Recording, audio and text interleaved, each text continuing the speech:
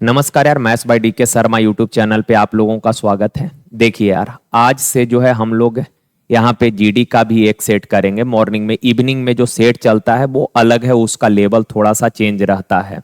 लेकिन सुबह में केवल डिफेंस के लिए हम लोग मैथ्स यहाँ पे पढ़ेंगे, ठीक है। सबसे पहले तो इस बार टोटल 76 शिफ्ट में जीडी का पेपर हुआ था। उन सारे शिफ्ट के सवाल को पहले निपटाएंगे, उसके बाद फिर हम लोग आगे भी टॉपिक वाइज भी चीजों को पढ़ेंगे, ठीक है ना। तो जितने भी लोग जीडी के लिए तैयारी कर रहे हैं या फिर यूपी पुलिस के लिए तैयारी कर रहे हैं, तो वो सारे लोग थोड़ा सा सीरियसली इस चीज को लीजिएगा और अच्छे से इसका प्रैक्टिस आप लोग करिएगा।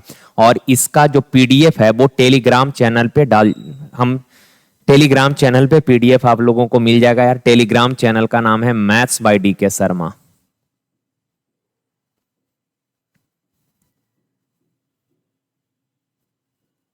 इस चैनल को आप लोग ज्वाइन कर लीजिएगा, यहाँ पे आप लोगों को पीडीएफ मिल जाएगा इसका, ठीक है ना। तो चलिए यार, सवाल करते हैं, बाद में फिर कुछ और बात करना है वो हम करेंगे, लेकिन पहले इसको खत्म करते हैं। देखिए, का ए और बी एक काम को अलग अलग 10 और 15 दिन में पूरा कर सकता है। ए अगर काम करे तो काम 10 दिन में कर देगा और बी अगर करे तो काम 15 दिन में कर देगा। तो 10 और 15 से कटने वाला नंबर कितना है? 30 है, ठीक है। यानी टोटल वर्क 30 हो गया। भाई ए 10 दिन में 30 काम तो एक दिन में 3 काम, बी 15 दिन में 30 काम तो एक दिन में 2 काम। ए एक दिन में 3 काम करता है यानी ए का एफिशिएंसी 3, बी एक दिन में 2 काम यानी बी का एफिशिएंसी 2। क्लियर है बात? आगे कहा यार, बी अकेले 3 दिन तक काम करता है तथा फिर वह काम छोड़ देता है। ए शेष काम कितने दिन में करेगा? अच्छा, बी 3 दिन तक काम किया। भाई बी एक दिन में 2 काम करता है तो 3 दिन में कितना काम कर दिया होगा? 6 काम। टोटल 30 काम है जिसमें से 6 काम बी कर दिया तो बचा है कितना काम? 24 काम। और कहा इस बचे हुए काम को ए कितने दिन में करेगा? तो ए का एफिशिएंसी 3 यानी ए एक दिन में 3 काम करता है तो 24 काम करने में ए को कितना समय लगेगा? 8 दिन लगेगा। सही है, चलिए आगे देखिए। कहा एक चीज समझिए इस सवाल को करने से पहले यार, जैसे ए बी और सी ये 3 नंबर है, इन तीनों का अगर आपको बोले चतुर्थानुपात क्या होगा, तो चतुर्थानुपात होता है बी गुना सी बट्टा ए, ठीक है। ये सब जब टॉपिक करेंगे तो ये सब हम लोग पढ़ेंगे डिटेल में, लेकिन फिलहाल के लिए ध्यान में ही रखिएगा। मान लीजिए ए और बी ये 2 नंबर है, आपसे बोले मध्यानुपात क्या होगा, तो मेरे प्यारे भाई मध्यानुपात होता है रूट अंडर ए बी। और तृतीयानुपात होता है मेरे भाई बी स्क्वायर बट्टा ए। सही है बात? चलिए आगे। अब आ जाए सवाल पे यार। 7, 5 और 3 का चौथा समानुपात, 7 और 13 का तीसरे समानुपात के बीच का रेशियो। अच्छा, इनका चौथा अनुपात क्या होगा? तो बी गुना सी यानी 5 गुना 3 बट्टा ए। भाई मेरे 7, 13 का तृतीय अनुपात क्या होगा? बी स्क्वायर बट्टा है 13 का स्क्वायर 169 बट्टा ए यानी कितना? 7। 7 से 7 कट जाएगा, 5 तिया 15 अनुपात 169, ऑप्शन सी। देखिए, ये सवाल, कुछ सवाल जो है आपको मिलेगा, 1-2 सवाल आपको थोड़ा कैलकुलेटिव मिलेगा। तो पेपर में जब इस तरीके का सवाल आए ना, जहां कैलकुलेशन ज्यादा कॉम्प्लिकेटेड हो, तो उसको छोड़ के आगे बढ़ जाना है। और ये चीज आपको डिसाइड करना पड़ेगा तुरंत, फ्रैक्शन ऑफ सेकंड में ये चीज आपको डिसाइड करना पड़ेगा कि हाँ भैया, इस सवाल को करने में टाइम ज्यादा लगने वाला है तो इसको छोड़ के आगे बढ़ना है। ऐसा नहीं कि अब इसमें लग भी गए, कुछ समय भी खराब कर दिए, उसके बाद फिर छोड़ रहे हैं, तो वहां पे आपका टाइम खराब होगा मेरे भाई। और आपको पता है जीडी में टाइम का वेटेज बहुत ज्यादा है यार। तो 1-2 सवाल मैथ्स में ऐसा आपको मिलेगा ना जो काफी कॉम्प्लिकेटेड है। ये तो चलिए फिर भी ठीक है, आगे जब बढ़ेंगे तो देखिएगा थोड़ा सा कॉम्प्लिकेटेड 1-2 सवाल मिलेगा जिसका कैलकुलेशन काफी ज्यादा कॉम्प्लिकेटेड रहेगा। देखिए, पहले इस सवाल को समझिए गौर से।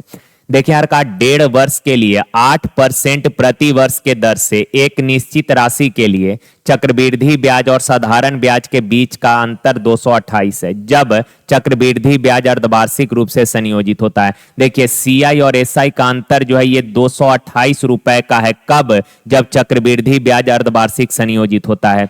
तो पहले तो ये बताइए, अगर अर्धवार्षिक को एनुअल में लाइएगा तो रेट आधा हो जाएगा, 8% है तो रेट हो जाएगा कितना? 4%। और टाइम डबल हो जाएगा, 1.5 का डबल कितना? 3 साल हो जाएगा। तो मेरे प्यारे भाई 4% के दर से 3 साल का साधारण ब्याज हो जाएगा 4×3 12%, क्योंकि साधारण ब्याज हर साल इक्वल मिलता है, 4×4=4 12% 3 साल में। चक्रवृद्धि ब्याज निकालना है तो 3 साल का अगर सीआई निकालना होगा ना तो RQ 3R² 0.3R, ये 3 साल का चक्रवृद्धि ब्याज निकालने का तरीका है। इसको रट जाइएगा, जुबान पे याद होना चाहिए। 4 का क्यूब कितना हो जाएगा 64, 4 का स्क्वायर 16×3=48 और 4×3=12। ध्यान रखना है इन दोनों को हमेशा 2-2 डिजिट में लिखना है। तो 4 का क्यूब 64 2 ही डिजिट है, 4 का स्क्वायर 16×3=48 में भी 2 डिजिट है, 0.4×3=12 हो गया। और इधर से शुरू करिएगा। तो बताइए चक्रवृद्धि ब्याज कितना हो गया मेरे प्यारे भाई, तो 12.4864%। अब का इन दोनों का जो डिफरेंस है ये दिया है 228, लेकिन डिफरेंस है कितना, तो आप बोलेंगे सर 0.4864% का अंतर है। राशि पूछा है यानी मूलधन, तो 100% से गुना कर देंगे। अब परसेंट से परसेंट तो कैंसिल हो जाएगा ना, लिखने का जरूरत भी नहीं था। अब इसको थोड़ा कैलकुलेशन करना ही चुनौती भरा काम है। अच्छा, यहां से डेसिमल हटाइएगा, तो डेसिमल के बाद 4 डिजिट है तो 4 जीरो ऊपर चला जाएगा। अब इसको काटिएगा तो 4 से काटेंगे 4×5 = 20, 4×7 = 28। भाई 4 से काटिएगा 1, 4×2 = 8, 4 एकम 4×6 = 24। ठीक है, अब ये 57 देखते ही आपके मन में आ गया कि सर ये तो 19 से कटेगा, तो 19×3 = 57, नीचे 19×6 = 114, 19×6 = 114, 6 और 1 7, 19×4 = 76, 64, 4 से काटिएगा 16 बार, 4 से 25 बार, 16 से काटिएगा 16×6 = 96, 4 जीरो, 16×2 = 32, 16×5 = 80, ये आ गया। अब सुनिए, अब इस पूरे को कैलकुलेट नहीं करना है, आप अब केवल यूनिट डिजिट कंसीडर कीजिए, क्योंकि सारे ऑप्शन का यूनिट डिजिट अलग अलग है, 2 को छोड़कर। तो यहां देखिए, तो 3×5 = 15 का इकाई अंक 5, 5×5 = 25 का इकाई अंक 5, इकाई अंक 5 एक ही ऑप्शन में है, ऑप्शन डी। ठीक है, चलिए नहीं, अच्छा सवाल है। और ऐसे सवाल पे थोड़ा सा टाइम, 1-2 सवाल तो रहेगा ही ना यार कैलकुलेटिव। देखिए, का एक दुकानदार 12% के लाभ पर सामान बेचता है और वास्तविक वजन से 15% कम वजन को उपयोग में लाता है, उसका कुल प्रतिशत लाभ ज्ञात करें। देखिए यार, 12% लाभ पर सामान बेचा है, 12% लाभ पर कहने का मतलब क्रैमुल अगर 100 है, 12% लाभ पर बेचा यानी बेचा कितना में है 112 में, कोई दिक्कत नहीं। आगे सवाल का वास्तविक वजन से 15% कब वजन उपयोग में लाता है, यही इंपॉर्टेंट है, ये इंपॉर्टेंट है। का वास्तविक वजन से 15% कम वजन उपयोग में लाता है, एक्चुअल वेट से 15% कम वेट यूज कर रहा है। कहने का मतलब जैसे कि आप अगर सामान लीजिएगा ना, कहे 15% कम वेट यूज कर रहा है, यानी अगर आप 100 ग्राम सामान ले रहे हैं ना, तो 15% कम यानी कि 85 ग्राम ही दे रहा है। तो आप जरा महसूस करिए, आप 100 ग्राम सामान लिए, 15% कम यानी दिया क्या ग्राम, 85 ग्राम ही दिया। कहने का मतलब दुकानदार के घर से गया 85 ग्राम और उसके लिए आपसे पैसा ले लिया कितने ग्राम का, 100 ग्राम का। तो जो मेरे घर से गया है वो मेरा कॉस्ट प्राइस है, मेरा लागत है, मेरा क्रैमुल है। तो कहा कि सर दुकानदार जो है वास्तविक वजन से 15% कम वजन उपयोग में लाता है, यानी कि पैसा तो आपसे ले रहा है 100 ग्राम का, लेकिन 15% कम यानी कि सामान दे रहा है कितना, 85 ग्राम ही। तो ये उसका सीपी हो गया। अब यार यहाँ पे ये सक्सेसिव होता है, तो इसको काटना है, तो काटना है तो क्रॉस काटना है, तिरछा तिरछी, या तो सीधे सीधे ऐसे काटना है, कभी ऐसे लब से मत काट दीजिएगा ऊपर नीचे, या तो ऐसे काटिए, नहीं तो तिरछा तिरछी काटना है। 100 से 100 कट जाएगा, यानी क्रैमुल आ गया 85 और विक्रैमुल है 112। तो आप बताइए 85 का चीज 112 में बेचा है तो लाभ हो गया है कितने का, 27 का। मेरे प्यारे भाई 27 का लाभ कितना पे है, 85 पे, परसेंट 100 से गुना, 17×5 = 85, 5 से 20×5 = 100, 27×2 = 54, 540/17, 17×3 = 51, 3 बार लगेगा, एक ही 3, अच्छा 51 हो गया, तो 3 और 0, 17 एकम 17, यानी कि 31 पॉइंट, पूरा सॉल्व नहीं करना है, 31 पॉइंट समथिंग आ जाएगा। ठीक है, चलिए देखिए, कहा 400 मीटर लंबी एक वृत्ताकार दौड़ में ए और बी एक ही बिंदु से एक ही समय पर क्रमशः 10 मीटर पर सेकंड और 16 मीटर पर सेकंड के चाल से चलना शुरू करते हैं। समान दिशा में दौड़ते हुए वो वे आरंभ बिंदु पर पहली बार कितने समय बाद मिलेंगे। देखें यार, ये एक सर्कुलर पाथ है जिसका लंबाई है 400 मीटर। इस सर्कुलर पथ का लंबाई है क्या मीटर, 400 मीटर। कहा कि दो धावक एक ही समय एक ही बिंदु से एक ही दिशा में दौड़ना शुरू करता है, तो कहा ये लोग पहली बार किस समय मिलेंगे। तो पता है, पहले ये जानना पड़ेगा आप लोगों को कि ये दोनों धावक इस सर्कुलर पथ का एक एक चक्कर लगाने में कितना समय लेता है। दोनों धावक द्वारा इस सर्कुलर पथ का एक चक्कर लगाने में कितना समय, और आप सबको पता है समय बराबर होता है दूरी बटा चाल। तो भाई बताइए, ए जो है इस 400 मीटर दूरी को 10 मीटर पर सेकंड के चाल से अगर ट्रेवल करेगा तो समय कितना, दूरी बट्टा चाल, यानी 400 बट्टा 10 कहने का मतलब क्या सेकंड लगेगा, एक को समय 40 सेकंड। अच्छा, बी अगर इस 400 मीटर को 16 मीटर पर सेकंड के चाल से ट्रेवल करेगा, समय कितना, दूरी बट्टा चाल, यानी 400 बट्टा 16, 16 दूना 32, 16 पचे 80, यानी 25 सेकंड। और सारे धावकों को, यानी इन दोनों धावकों को एक एक चक्कर लगाने में जो समय लगा, इस समय का एलसीएम। तो सर 40 और 25 का एलसीएम कितना हो जाएगा, 200 सेकंड। यानी कि 200 सेकंड, कम से कम 200 सेकंड लगेगा इन दोनों को एक बार मिलने में। Option D. हमको समझाना है तो इतना टाइम लग रहा है, आप जब बनाएंगे तो आपको पता होगा, डायरेक्ट बोलेंगे 400 मीटर लंबी वृत्ताकार पथ है, ये 10 मीटर पर सेकंड के चाल से जा रहा है, समय लगेगा कितना, दूरी बट्टा चाल, यानी 40 सेकंड। बी 16 के चाल से जा रहा है, समय लगेगा कितना, दूरी बट्टा चाल, 16 दूना 32, 16 पचे 80। अब 40 और 25 का एलसीएम कितना, 200। फ्रैक्शन ऑफ सेकंड में आप कर लेंगे यार। देखिए, तो कहा एक बस स्टेशन P से स्टेशन Q तक 70 के चाल से और स्टेशन Q से स्टेशन P तक 90 के चाल से जाती है। पूरी यात्रा के दौरान बस का औसत चाल। देखिए यार, दो इक्वल डिस्टेंस को अगर दो अलग अलग चालों के द्वारा ट्रेवल करे तो एवरेज स्पीड बराबर होता है, एवरेज स्पीड बराबर 2x बाई बट्टा x प्लस बाई।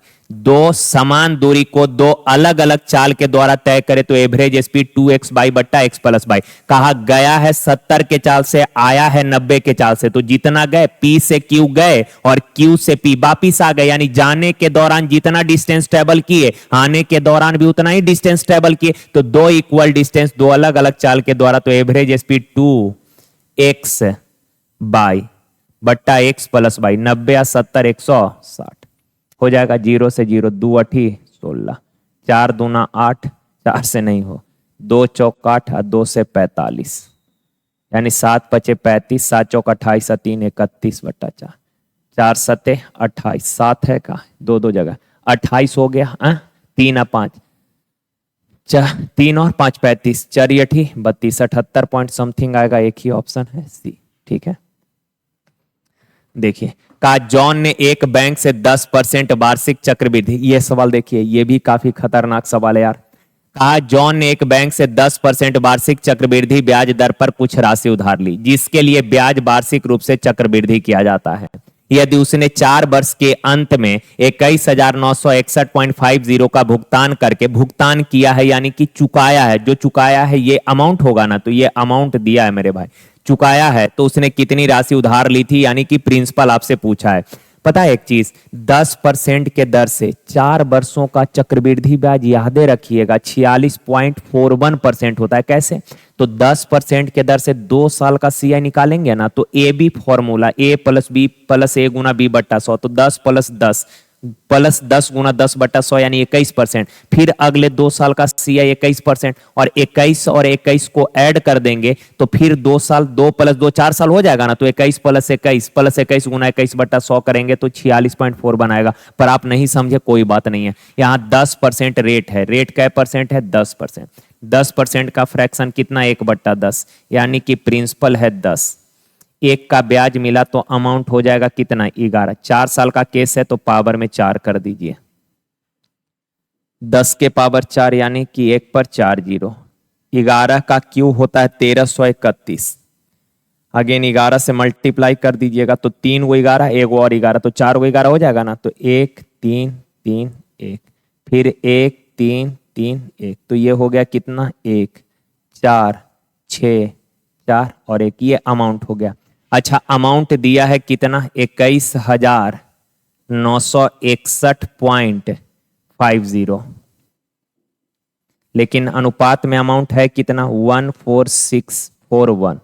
प्रिंसिपल पूछा है यानी कि 10,000 से गुना। अब इसको भी सॉल्व नहीं करना है। देखिए यहां पर एक चीज बताइए, डेसिमल 2 जीरो से ये डेसिमल कैंसिल हो जाएगा, आखिरी में 3 जीरो तो आएगा ही, सब जगह 3 जीरो। अब आप बताइए यहाँ 1 है, सर 1 में कितना से गुना करे कि ये 5 आ जाए? 3 जीरो तो रहेगा ही आखिरी में, 1 में कितना से गुना करे कि 5 आ जाए? तो 1 गुना 5 करेंगे, यानी 5 से गुना करेंगे तभी ना 5 आएगा। यानी कि जो भी रिजल्ट आएगा उसका इकाई अंक 5 होगा। जो भी रिजल्ट आएगा 3 जीरो के बाद, जो भी रिजल्ट आएगा उसका इकाई अंक 5। एक ही ऑप्शन है, ऑप्शन ए। तो इस तरीके से आपको करना पड़ेगा, नहीं तो आप इसको भाग देके बनाएंगे तो टाइम लग जाएगा मेरे भाई। और ये चीज एकाएक नहीं, धीरे धीरे, और यही सेट प्रैक्टिस करते करते ही आपको आइडिया लगने लग जाएगा। शुरुआत में तो थोड़ा दिक्कत होगा, लेकिन धीरे धीरे ये सही चीज हो जाएगा। देखिए का उन संख्याओं का गुणनफल ज्ञात कीजिए जिनके महत्तम समापवर्तक और लघुत्तम समापवर्तक 8 और 40 है। आप सबको पता है दो संख्या का अगर एलसीएम एचसीएफ मालूम है तो रिलेशन होता है एलसीएम गुना एचसीएफ बराबर फर्स्ट नंबर गुना सेकंड नंबर। दोनों संख्या का गुणनफल पूछा है, एलसीएम 40 है, एचसीएफ 8 है, तो 40 गुना 8 320 हो जाएगा, ऑप्शन सी।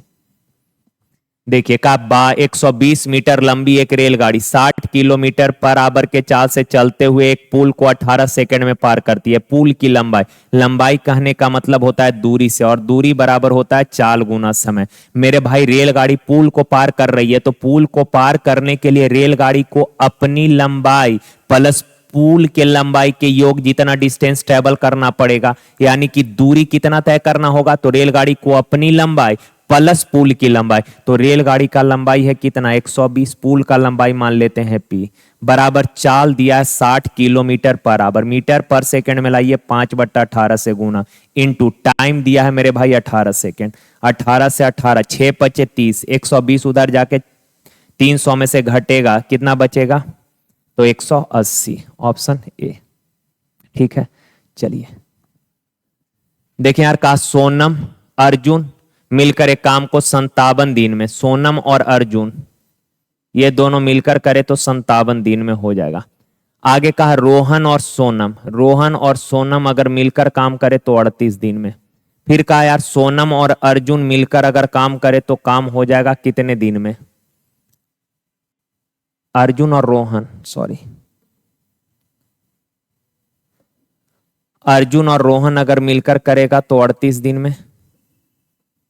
फिर बोला रोहन और सोनम मिलकर करे तो भी 38 दिन लगेगा। टोटल बर कितना? सब 19 का फैक्ट मल्टीपल दिख रहा है ना, ये है 19 तिया 57, 19 दूना 38, 19 दूना 38, तो 19 तो सब में कॉमन है, 2 2 3, यानी एलसीएम हो जाएगा 19 गुना 3 गुना 2, ये हो जाएगा एलसीएम टोटल। ठीक है, अब आप बताना यहां पर ये दोनों मिलकर 57 दिन में पूरा काम, तो एक दिन में कितना करेगा? 57 से 57 कैंसिल 2, 38 से 38 कैंसिल 3, यहां भी कितना आ जाएगा? 3। आप बताना इन तीनों इक्वेशन को ऐड करिएगा तो एस भी 2 है, ए भी 2 ठो, आर भी 2 ठो, यानी कि twice of S plus A plus R हो जाएगा, बराबर 3 3 6 और 2 8। तो यहां से S plus A plus R बराबर कितना हो जाएगा मेरे प्यारे भाई? 4। अब आप बताइए, कहा कि सोनम अर्जुन और रोहन मिलकर काम को कितने दिन में? तीनों मिलकर एक दिन में 4 काम, एक दिन में 4 काम, तो इस काम को तीनों मिलकर कै दिन में करेगा? तो तीनों के एफिशिएंसी से डिवाइड कर दीजिए यार, 2 दूना 4, 19 तिया 57, 57/2 यानी 28.5, ऑप्शन डी। देखिए का दो संख्याओं का लघुत्तम समापवर्तक उसके महत्तम समापवर्तक का 15 गुना है, यानी कि एलसीएम जो है एचसीएफ का 15 गुना। एचसीएफ अगर 1 है तो एलसीएम कितना हो जाएगा? 15। आगे कहा यार क्या कि एलसीएम और एचसीएफ का योग 112। अच्छा, एलसीएम एचसीएफ का योग कितना है? 16, लेकिन एक्चुअल में दिया कितना है? 112। तो 1 यूनिट बराबर 7, 1 यूनिट 7 है तो एलसीएम हो जाएगा 15 सते 105 और एचसीएफ हो जाएगा 7 एकम 7। कहा यार कि एक संख्या 49 है तो दूसरी संख्या, फिर वही चीज संख्याओं का एलसीएम मालूम एचसीएफ मालूम, एक नंबर दिया दूसरा पूछा है तो रिलेशन हो जाएगा मेरे भाई एलसीएम गुना एचसीएफ बराबर फर्स्ट नंबर गुना सेकंड नंबर। तो आप बताना 7×7 = 49, 7 से काटिएगा 15 बार में कट जाएगा, यानी सेकंड नंबर क्या हो जाएगा 15, ऑप्शन बी। ठीक है, चलिए आगे। का बीमारी के वजह से एक व्यक्ति का भार एक महीने में 80 से घटकर 64 हो गया। एक्चुअल वेट था 80, घटकर हो गया 64। तो कहा कि भार में कितने % का कमी हुआ, तो परसेंट में रिजल्ट मांगा है तो रेशियो ले लीजिए। 16×5 = 80, 16×4 = 64, यानी कि वजन था 5, घटकर हो गया 4, यानी कमी हुआ 1 का कितना पर 5 पर। परसेंट तो 100 से गुना 20%, ऑप्शन बी। देखिए यार, का एक टेबल फैन को इतना, यह भी बहुत गंदा सवाल है यार, बहुत ज्यादा कैलकुलेशन है इसमें, देख रहे हैं ना। कहा कि 2827.06 में बेचने पर इसे, कहा 2230 में बेचने पर होने वाले हानि से 14% अधिक लाभ मिलता है। कहा कि अगर 2827.06 रुपए में अगर आप बेचिएगा तो आपको कुछ प्रॉफिट होगा, और अगर आप उसी वस्तु को 2230 रुपए में बेचिएगा तो आपको कुछ लॉस होगा। का 2827.06 में बेचने पर 2230 रुपए में बेचने पर होने वाला लॉस से 14% ज्यादा प्रॉफिट होगा, यानी लॉस अगर 100 का होता है तो इससे 14% ज्यादा, यानी प्रॉफिट हो रहा है कितने का 114 का। देखें यार, ये सब सवाल पेपर में आ जाना तो इसको स्किप करके आगे बढ़ जाना ही मेरे भाई बहादुरी का काम होगा, ठीक है ना। नहीं तो आप देख ही रहे हैं कि एक तो नंबर कैसा है, बड़ा बड़ा नंबर दे दिया, उसके बाद पॉइंट में भी दे दिया। आप यहां पे लगा सकते हैं एक चीज कि सर ये तो होगा नहीं, ये होगा नहीं। अब 2230 से तो वैल्यू बड़ा ही होगा, दोनों 2230 से बड़ा है, तो देख भी रहे हैं कि ऑप्शन भी नजदीक नजदीक है, यानी कि आपको सॉल्व भी करना पड़ेगा यार। अब आप बताइए आराम से विक्रयमूल्य का अंतर कितना है। विक्रयमूल्य का अंतर अगर आप देखेंगे तो मेरे प्यारे भाई, इसमें से इसको घटाइएगा तो ये आ जाएगा कितना 7, ठीक है 9, और यहां पर 6 यानी कि 5.06। अच्छा, विक्रयमूल्य का अंतर आप बताइए कि सर यहां प्रॉफिट और लॉस का अंतर कितना है। तो प्रॉफिट लॉस दो चीज जब रहता है ना तो अंतर घटता है। समान चीज जैसे प्रॉफिट प्रॉफिट है तो घटेगा, लॉस लॉस है तो घटेगा, पर प्रॉफिट लॉस दो चीज है तो अंतर जुटेगा, यानी कितना हो जाएगा अंतर 214 यूनिट का। लेकिन एक्चुअल में है इतने का अंतर। तो सर 1 यूनिट का वैल्यू अगर निकालिएगा तो 597.06, अब बट्टा में 214, अगुना 100 का निकाल लेते हैं, यानी कि लॉस निकाल लेते हैं डायरेक्ट कि लॉस कितना का हुआ है, यानी कि 100 यूनिट का वैल्यू निकाल लेते हैं यहां से। लॉस 214 यूनिट बराबर इतना, 1 यूनिट बराबर इतना, तो लॉस यानी 100 यूनिट, चाहे प्रॉफिट 114 का भी वैल्यू निकाल सकते हैं, पर लॉस यानी 100 यूनिट का वैल्यू निकाल लेते हैं, कैलकुलेशन थोड़ा आसान होगा। 2 जीरो से 2 जीरो कैंसिल हो जाएगा। 214 से अगर डिवाइड करिएगा 2 से 1 0 7, 2 से काटिएगा 2 दूना 4, 2 नमा 18, 2 अट्ठी 16, 2 पचे 10, 2 तिया 6। अब 107 से डिवाइड करना ही पड़ेगा यार। 29,853 को अगर 107 से डिवाइड करिएगा मेरे प्यारे भाई तो ये 2 बार में 2 सत्ते 14, 2 एकम 2, 4 8। अब मेरे भाई 8 सत्ते 56, नहीं सॉरी 8 से नहीं 7 से, तो 7 सत्ते 49, 7 एकम 7, फिर 3 उतरा, 9 सत्ते 63, यानी कि 9 बार में। तो 107 से काटिएगा तो ये कट जाएगा कितना 279 बार में। तो लॉस आ गया 279, यानी 100 यूनिट का वैल्यू आ गया कितना 279। अब आप बताइए यहां से सीपी निकालिएगा तो 2230 में बेचने पर 279 रुपए का लॉस हुआ, यानी कि क्रयमूल्य कितना होगा सर। तो विक्रयमूल्य प्लस लॉस क्रयमूल्य हो जाएगा, यानी कि 9 7 3 10, 2 दूना 4 और 1 5, और ये 2, 2509 रुपए क्रयमूल्य आ गया। अब आपसे बोला क्या है कि बताइए मेरे भाई कि 14% लाभ प्राप्त करने के लिए विक्रयमूल्य क्या होगा। 14% लाभ प्राप्त करना है तो विक्रयमूल्य हो जाएगा 114/100। अब आप बताइए, अब यहां से आपको सॉल्व नहीं करना, यहां से करिए क्या कि ये 9 चौक 36, यानी कि जो भी रिजल्ट आएगा उसका इकाई अंक क्या होगा 6। आप बट्टा में 2 जीरो हटाइएगा तो डेसिमल जो होगा भाई मेरे, डेसिमल जो होगा ये 2 अंकों से पहले डेसिमल होगा, और उसका इकाई अंक कितना होगा 6। तो किस ऑप्शन का इकाई अंक 6 है, 1 बी। ठीक है, हो जाएगा। तो ये सब खंड करना पड़ेगा, अगर आपके पास टाइम है तो इतना बनाना पड़ेगा। नहीं तो इसको छोड़, हम तो बोलेंगे छोड़कर ही आगे बढ़ना है ऐसे सवाल को। देखिए कहा एक कपड़े की दुकान ने शर्ट पर 30% छूट की। ये सब सवाल आप फ्रैक्शन ऑफ सेकंड में बना लेंगे यार। एक दुकान ने शर्ट पर 30% छूट की घोषणा किया। रिवान छूट में 810 रुपए बचाना चाहता है, यानी कि टोटल 810 रुपए का डिस्काउंट चाहता है। ऐसा करने के लिए उसे कितनी शर्ट खरीदनी चाहिए यदि प्रत्येक शर्ट का अंकित मूल्य 540 रुपए है? अच्छा, अंकित मूल्य है 540 रुपया, आपको एक शर्ट पर डिस्काउंट दे रहा है 30%, तो 540 का 30% अगर निकालिएगा मेरे प्यारे भाई तो 54 गुना 3, इतना रुपए का गुना मत करने लगिएगा, टाइम खराब होगा। यानी कि इतना रुपए का आपको डिस्काउंट मिलेगा एक शर्ट पर। ये डिस्काउंट आ गया ना, हो डिस्काउंट 540 रुपया मार्क है, 30% डिस्काउंट दे रहा है, तो डिस्काउंट कितना? तो 540 का 30% यानी इतना का डिस्काउंट दे रहा है। आप बताइए टोटल 810 रुपए का छूट चाहते हैं, एक शर्ट पर डिस्काउंट इतना का, तो 810 रुपए का डिस्काउंट के लिए कितना शर्ट चाहिए? तो सर इससे डिवाइड कर दीजिएगा, 3 से काटिएगा 27 तिया 81, 18 तिया 54, या 54 से डायरेक्ट काटिए ना, 54 से 5 बार में कट जाएगा, यानी कि 65 आपको लेना पड़ेगा। ठीक है, चलिए आगे। कहा 10 वस्तु का औसत मूल्य है 89 रुपए, तो औसत 89 है तो टोटल हो जाएगा औसत गुना संख्या 890। आगे का एक वस्तु का मूल्य है 35 रुपया। सर 10 वस्तु के टोटल मूल्य में से एक वस्तु का अगर मूल्य घटा दीजिएगा तो ये 9 वस्तु का टोटल मूल्य बच जाएगा। और कहा कि 9 का औसत मूल्य क्या है, तो 9 से डिवाइड कर दीजिए, एवरेज आ जाएगा। तो ये 5 5 और ये 8, 9 से काटिएगा तो सर 9 9 81, 9 5 45 यानी 95। चलिए देखिए का एक डीलर अपने माल पर क्रय मूल्य से 15% अधिक अंकित करता है, यानी क्रय मूल्य अगर 100 है तो मार्क किया है 15% ज्यादा 115। आगे का 20% छूट देता है, तो आप बताइए 115 का चीज है, 20% डिस्काउंट दिया तो बेचा कै परसेंट में? 80% में।